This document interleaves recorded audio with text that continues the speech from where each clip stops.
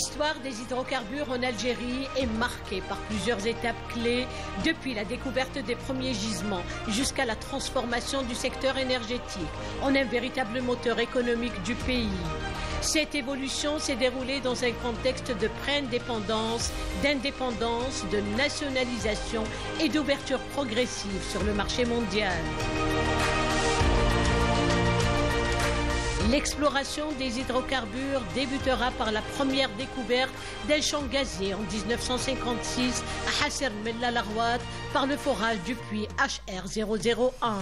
Il sera mis en production en 1961. À la même année, toujours en 1956, sera découvert le premier puits de pétrole à Hassim Essaoud dans le bassin de Berkine à Ouargla par le forage MD1. Deux plus grands gisements de gaz naturel et d'huile en Algérie, mais également en Afrique. S'en est suivi le recouvrement de la souveraineté nationale en 1962.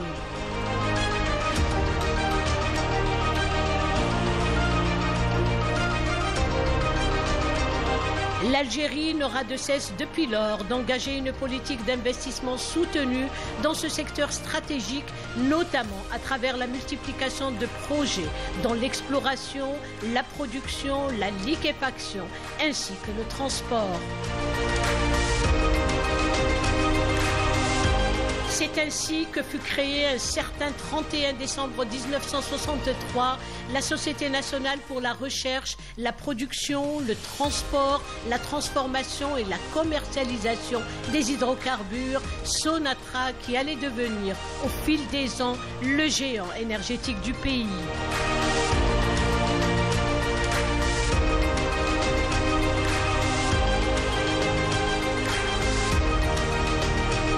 Moins d'un an après, l'Algérie se dotait de son premier complexe de liquéfaction de gaz GL4Z à Arzeu.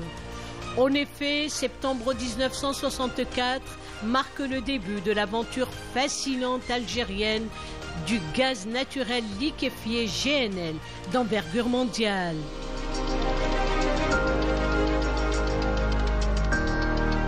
Début de l'histoire, la livraison d'une première cargaison de méthane liquide par l'ACAMEL, sigle de la compagnie algérienne de méthane liquide. 27 000 mètres cubes de méthane avaient ainsi été exportés à partir du port d'Arzeu à Oran à destination du terminal de gazéification de Convey en Islande, Grande-Bretagne, pour une traversée longue de 1600 miles, 2600 km.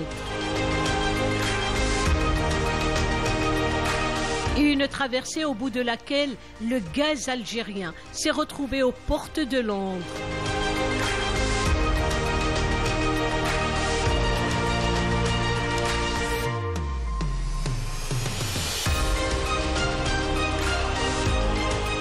Un exploit on ne peut plus extraordinaire.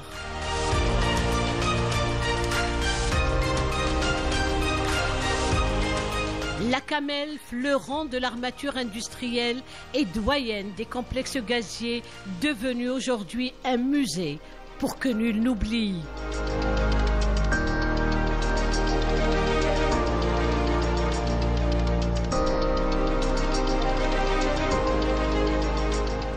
Un lieu chargé d'histoire ayant connu son heure de gloire à l'orée des années 60.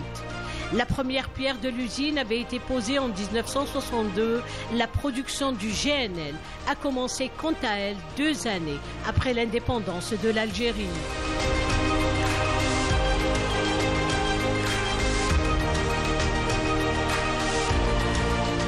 Première réalisation mondiale de GNL, c'est l'ACAMEL qui donnera le coup d'envoi à la construction de nouveaux complexes de GNL en Algérie, mais également de par le monde. L'ACAMEL aura fonctionné sans interruption aucune jusqu'à son arrêt définitif en 2010.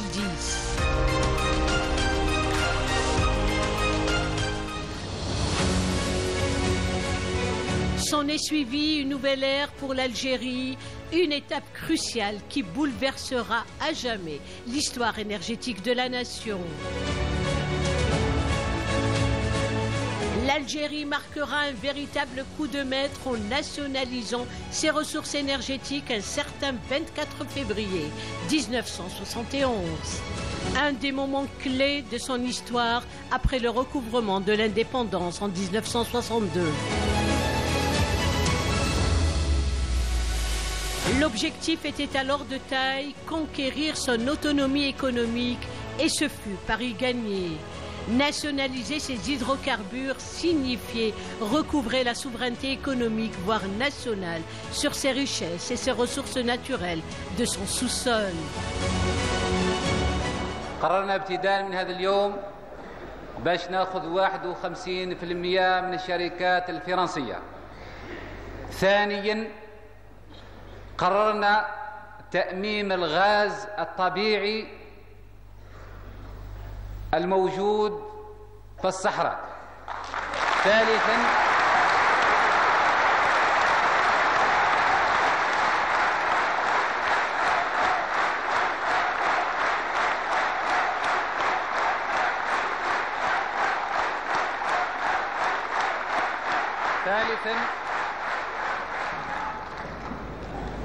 ثالثا قررنا تأميم النقل البري، يعني كل الأنابيب اللي هي خارجة من الآبار هذه تصبح ملك متاع الدولة.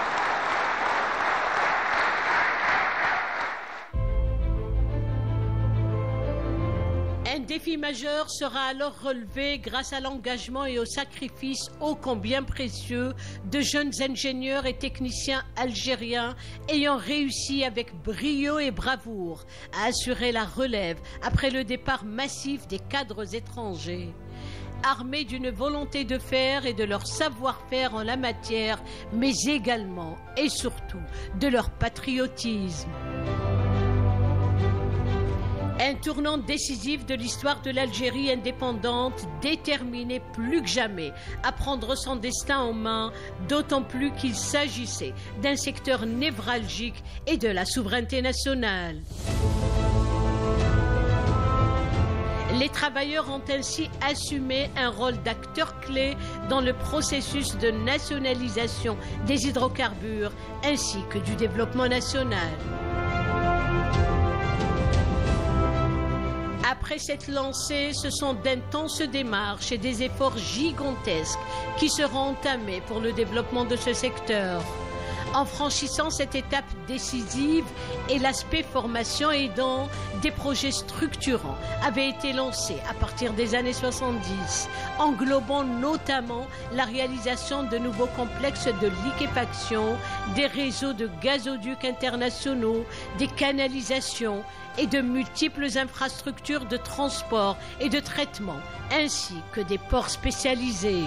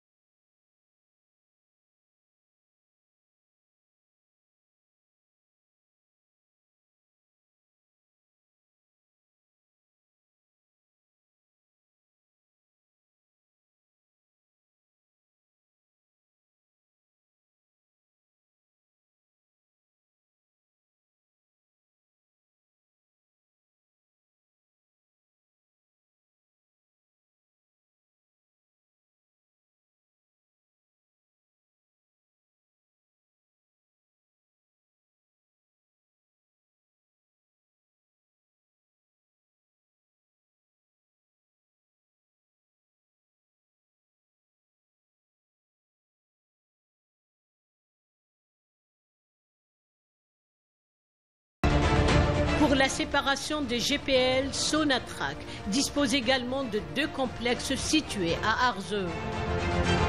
Ces investissements d'envergure consentis durant plus de 60 ans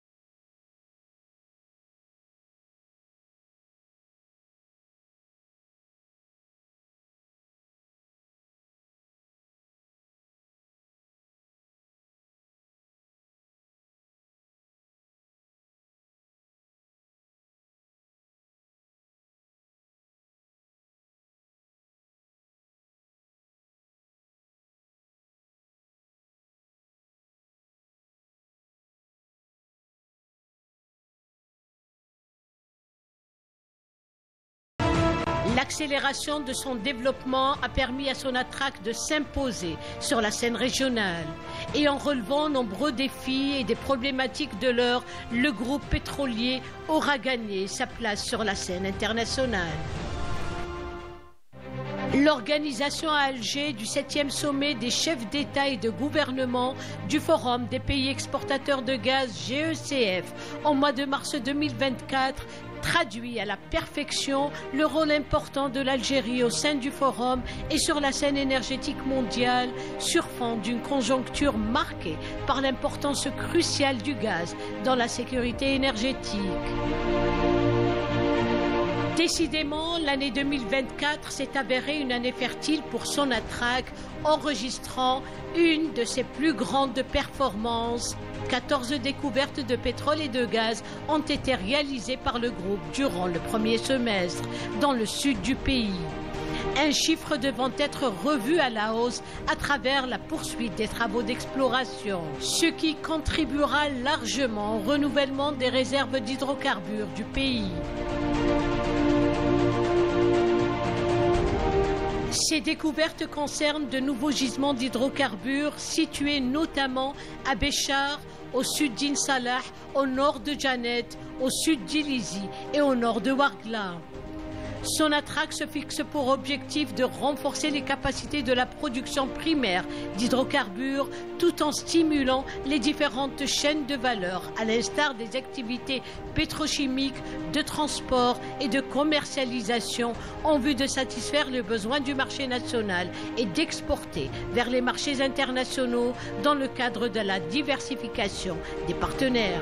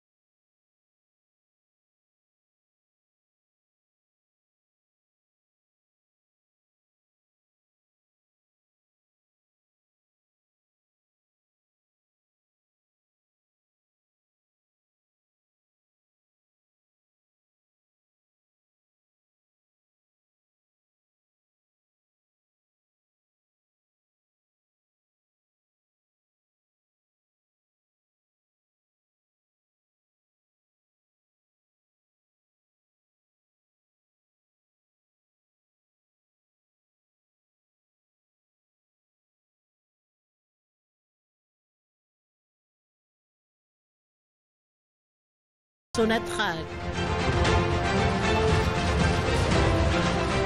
BRN Birba'a Nord dans le bassin de Berkine, 730 km au sud-ouest d'Alger, 230 km de Hassi Messaoud et 70 km des frontières tunisiennes. Le centre de traitement d'huile BRN du GSE Groupement Sonatrach ENI, anciennement Sonatrach AGIP, créé en 1993 par l'association de la Société nationale Sonatrach 51% et l'entreprise italienne ENI 49%. Ce fut la première association entre Sonatrach et une société étrangère. Les travaux de construction ont duré 2 années et la production a démarré en 1995. BRN Birba'a Nord au sud-est à 320 km de Hassi Messaoud. 1993, une date phare qui marquera à tout jamais la création du premier groupement algéro-italien. Une association vient de naître entre Sonatrach et ENI. 1995, First Oil. Un partenariat fructueux à même de renforcer le développement et l'exploration de nouveaux gisements d'hydrocarbures.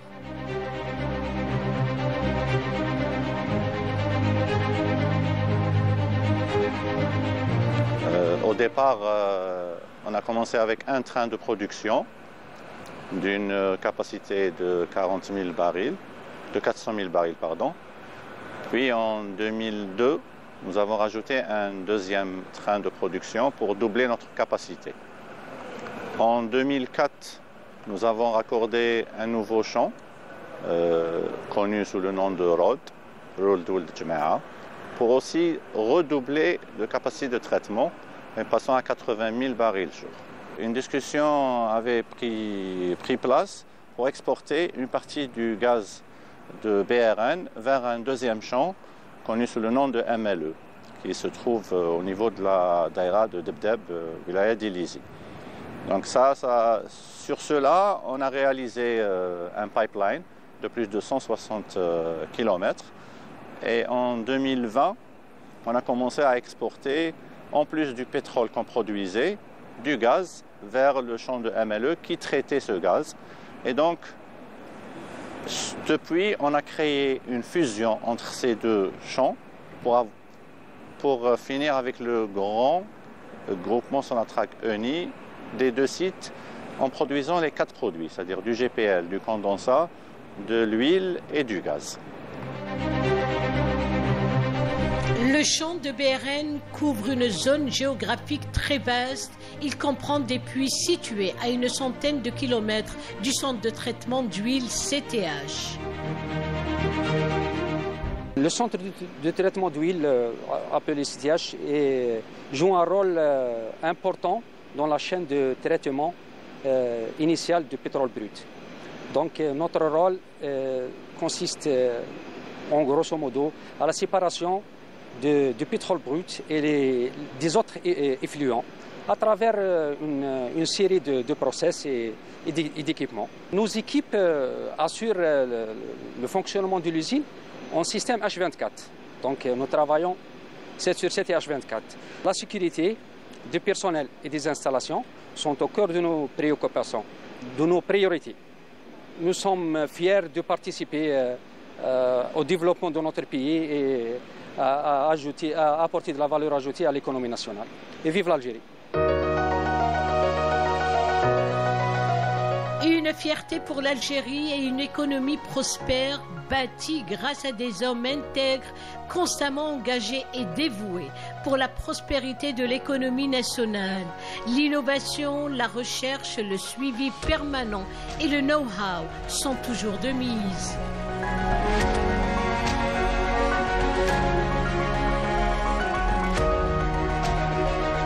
Nous prenons la route dans cette immensité désertique où les fabuleuses dunes de sable sont les maîtresses des lieux.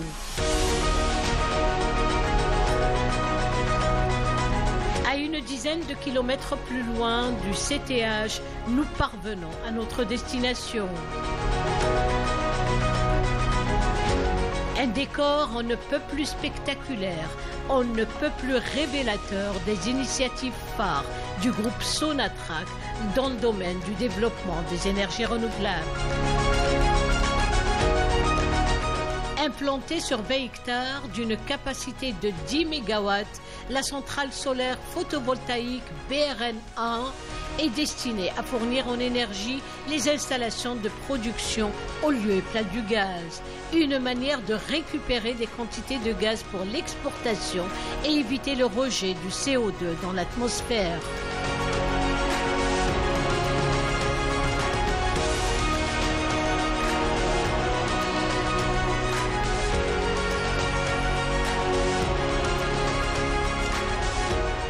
Le groupement, en 2017-2018, dans le cadre d'un mémorandum d'entente entre Sonatrach et ENI, a lancé la réalisation de la première station photovoltaïque dans un souci de développement des énergies renouvelables en Algérie.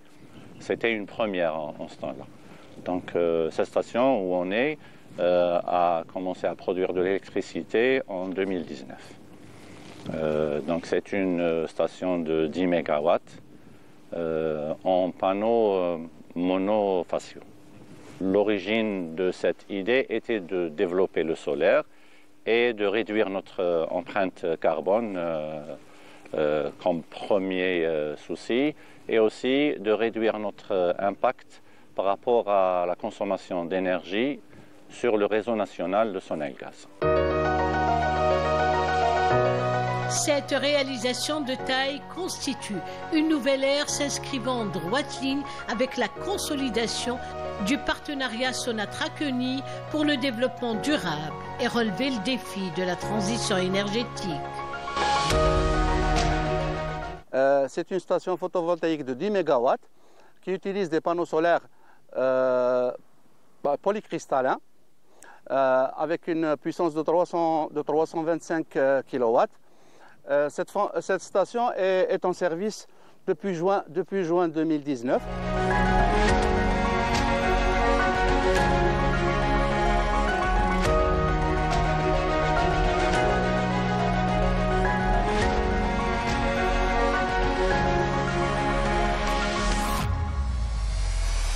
Sur les lieux, nous retrouvons un groupe d'universitaires en pleine formation sur les modalités et les technicités du fonctionnement de la centrale solaire. Notre station est divisée par 5 zones. Chaque zone produisait 2 MW. Donc le total c'est 10, 2 fois 5 c'est 10 MW. La superficie de notre station est de 20 hectares. Nous avons installé 31 320 panneaux. La puissance maximale de chaque panneau est 325 watts. Donc 325 watts fois 31 320, ça fait 10 mégas. Nous expliquons le type des panneaux, les installations photovoltaïques, les types des installations photovoltaïques, donc le transport d'électricité, comment on fait transporter l'électricité depuis le producteur vers le consommateur. On a pris l'impact des conditions, par exemple le météorologique, sur les plaques solaires, pour faire nos mémoires, approfondir des recherches. Je suis 5e année en spécialité électrotechnique, option traction électrique. Je fais ce stage c'était un stage découverte pour le moment parce que je n'ai pas encore fait mon stage de fin d'études. Aujourd'hui, je vois l'importance des transformateurs qui existent ici dans la station photovoltaïque. Il y a deux types, à sec et à l'huile. Le transformateur principal là, qui alimente dans il élévateur parce que le réseau. Ou à nuit, il abaisseur. Considérée comme centrale pilote, cette installation solaire comprend un laboratoire spécialisé dans l'énergie solaire.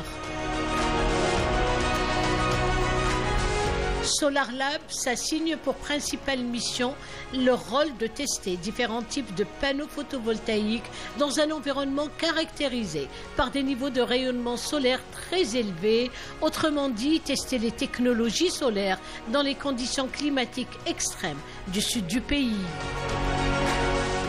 Un laboratoire solaire qui a été conçu pour étudier de différents types de panneaux solaires et dans les conditions réelles. C'est un laboratoire intelligent, il peut fonctionner autonome, il est autonome, il fonctionne tout seul. Nous avons la partie équipement à l'extérieur et nous avons la salle technique où il y a l'acquisition de toutes les données. Donc, tous les paramètres qu'on recueille du site, de différents panneaux solaires, différentes technologies, ils sont recueillis et envoyés sur un système SCADA. Ensuite, ces paramètres-là, ils vont être utilisés ultérieurement. Solar Lab demeure un laboratoire intelligent ouvert aux universités et institutions publiques à des fins de recherche. Donc l'objectif de ce Solar Lab, c'est pour la recherche. Tous les données recueillies seront utilisées par les chercheurs du Centre de recherche et développement de Sonatrach, ainsi que l'Institut algérien du pétrole, et éventuellement les universités au territoire national qui ont l'option énergie renouvelable et développement des énergies solaires. Ça leur fournit un bagage technique. Ils auront la possibilité de tester et de vérifier les performances de tout type de panneaux solaires. Toujours dans le bassin de Berkine à Ouargla et après la centrale solaire BRN1, une autre, BRN2, à proximité de la première, a vu le jour. BRN2 vise à exploiter le potentiel élevé en énergie solaire dont bénéficie cette région du sud-est du pays. Elle permet de contribuer à alimenter les installations de BRN en produisant un volume supplémentaire d'énergie électrique. La technologie parfaitement maîtrisée et éprouvée a généré des avantages remarquables à l'association Sonatrach-Eni. Une réduction conséquente de la superficie passant de 20 hectares pour BRN1 à seulement 11 hectares pour BRN2. La réduction du nombre de modules n'est pas en reste. De 31 000 panneaux photovoltaïques pour la première centrale, on est passé à 18 000 panneaux pour la seconde, et ce pour la même puissance, à savoir 10 MW. En 2019, on a commencé à produire de l'électricité dans la photovoltaïque 1 et comme l'appétit vient en mangeant, on a pensé à réaliser une deuxième station photovoltaïque. Donc cette première station photovoltaïque, on s'est fait aider par un partenaire. Donc c'était du clé en main par une entreprise étrangère. Il y avait juste la partie génie civil qui avait été réalisée par une de nos filiales, qui est le 1GCB. Par contre, pour ce qui est de la deuxième station photovoltaïque qui est en réalisation, on a, dans le cadre de la stratégie de Sonatrach, de développer ses filiales et de leur permettre d'accéder à tout ce qui est activité énergie renouvelable. Nous avons convenu avec le 1GTP, qui est une filiale à 100% de Sonatrach, de réaliser la deuxième station photovoltaïque clé en main. Sur les lieux, on nous apprend que le panneau solaire bifacial repose sur le phénomène de l'albédo qui désigne le pouvoir réfléchissant d'une surface. Autrement dit, l'albédo joue un rôle essentiel dans la performance des panneaux bifaciaux conçus pour capter la lumière solaire des deux côtés. Le groupement Sonatrach-Eni ne compte pas s'arrêter en si bon chemin. Outre ces deux centrales photovoltaïques, une troisième est en phase d'étude. Elle sera réalisée au niveau du site de production de Menzel Lejmet Est MLE, toujours dans le bassin de Berkine. Ceci traduit parfaitement l'importance stratégique que le partenariat Sonatrach-ENI accorde au développement des énergies renouvelables, un partenariat qui reflète parfaitement l'excellence du niveau de coopération entre l'Algérie et l'Italie. La stratégie climat de Sonatrach entend jouer un rôle majeur en matière de transition énergétique.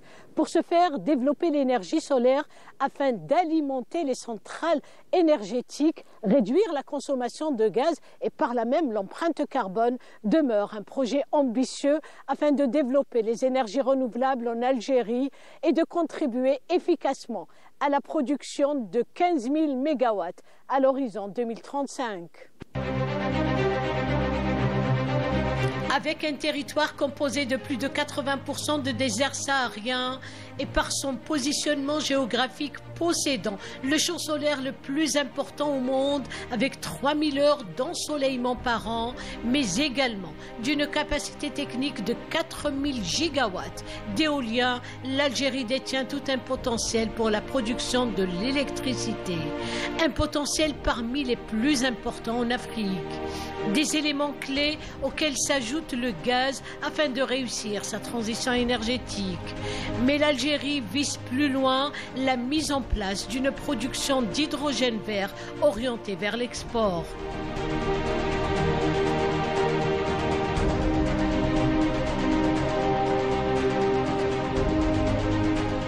Le groupe Sonatrach compte produire 40 TWh d'hydrogène à l'horizon 2040.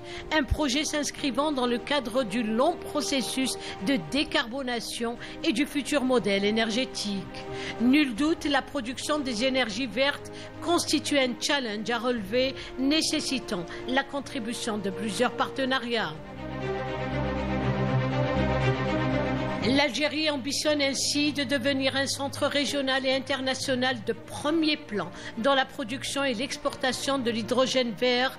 Parmi ses initiatives phares, le corridor South 2, un réseau énergétique stratégique reliant l'Algérie à l'Allemagne en passant par la Tunisie, l'Italie et l'Autriche. Il demeure un témoin probant de cette volonté manifeste.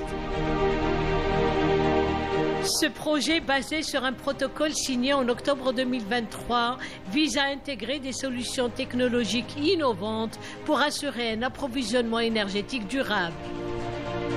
L'Algérie recèle d'énormes potentialités pour la fabrication de l'hydrogène, dont les ressources solaires, mais des défis énormes restent à relever, notamment s'agissant de son cadre réglementaire et le coût élevé de sa production.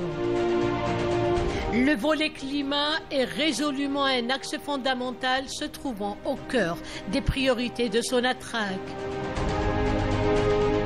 Le gaz associé au pétrole fait désormais l'objet d'une valorisation systématique afin de réduire le taux de torchage à moins de 1% et de supprimer totalement le torchage de routine à l'horizon 2030.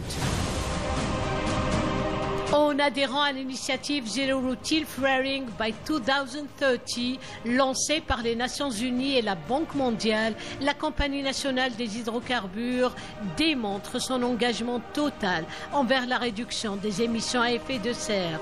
Le groupe Sonatrach s'engage également à atteindre zéro émission de méthane d'ici 2030. Le groupe pétrolier confirme sa position de pionnier en matière de transition énergétique et s'inscrit résolument dans une démarche de développement responsable visant à bâtir un avenir énergétique plus propre, plus durable et plus vert pour les générations futures, pour l'Algérie, voire pour la planète dans son ensemble.